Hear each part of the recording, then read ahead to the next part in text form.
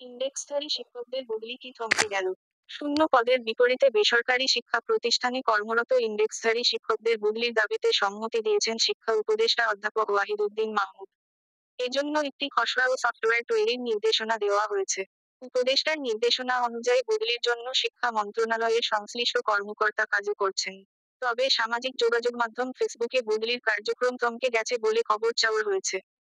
খোঁজ নিয়ে জানা গেছে, ইন্ডেক্সধারী শিক্ষকদের বদলির খসড়া নিয়ে কাজ করছে মাধ্যমিক ও উচ্চশিক্ষা বিভাগের বেসরকারি মাধ্যমিক -3 শাখা। পূর্বে এই শাখায় সিনিয়র সহকারী সচিব তৌহিদুর রহমান কাজ করতেন। বর্তমানে তিনি শিক্ষা উপদেষ্টার একান্ত সচিবের দায়িত্ব পালন করছেন। বেসরকারি মাধ্যমিক -3 শাখায় পদায়নকৃত উপসচিব সাইয়েদ রে জেড মোর্শেদ আলী দেশের বাইরে থাকায় বদলির খসড়া তৈরিতে স্থবিরতা দেখা দিয়েছে। তবে সাইয়েদ রে জেড মোর্শেদ আলী দেশে ফেরার পর দ্রুত খসড়া তৈরির কাজ শেষ হবে বলে জানিয়েছেন সংশ্লিষ্টরা। নাম অপ্রকাশিত রাখার শর্তে মাধ্যমিক ও উচ্চশিক্ষা বিভাগের এক কর্মকর্তা মঙ্গলবার জানান, শিক্ষকদের বদলির খসড়া তৈরির কাজ চলমান রয়েছে। খসড়া তৈরির পর সংশ্লিষ্ট বিভাগের কর্মকর্তাদের সঙ্গে বৈঠক করে তা চূড়ান্ত করা হবে। বদলির কার্যক্রম থমকে যায়নি, কার্যক্রম চলমান রয়েছে বলেও জানান তিনি। বদলি হবে সার্বজনীন, ইন্ডেক্সধারী সব শিক্ষককে বদলির আওতায় আনা হবে। তবে এতে কিছুটা সময় লাগবে বলে জানান এই কর্মকর্তা।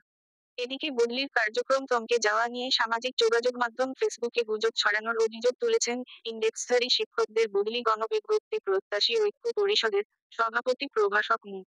সরোয়ার। তিনি বলেন, একটি চক্র শিক্ষকদের ভালো চায় না।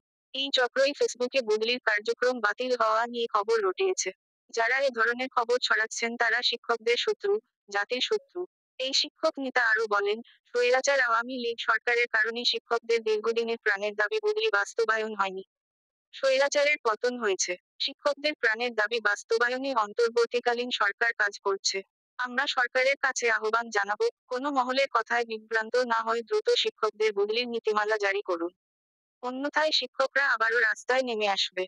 প্রসঙ্গত, 2016 খ্রিস্টাব্দ থেকে এনটিআরসি গণবিজ্ঞপ্তির মাধ্যমে বেসরকারি শিক্ষা প্রতিষ্ঠানে শিক্ষক সুপারিশ করে আসছে।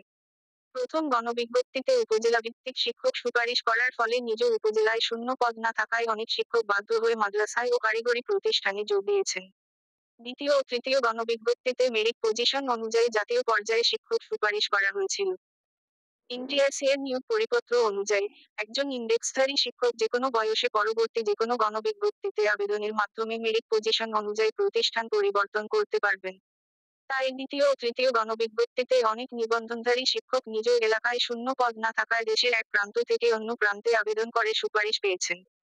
কিন- কিন্তু পরিপত্র 2015 এর 7 নং অনুচ্ছেদ সাময়িক স্থগিত করায় চতুর্থ ও পঞ্চম গণবিজ্ঞপ্তিতে ইন্ডেক্সধারীদের আবেদনের সুযোগ বন্ধ।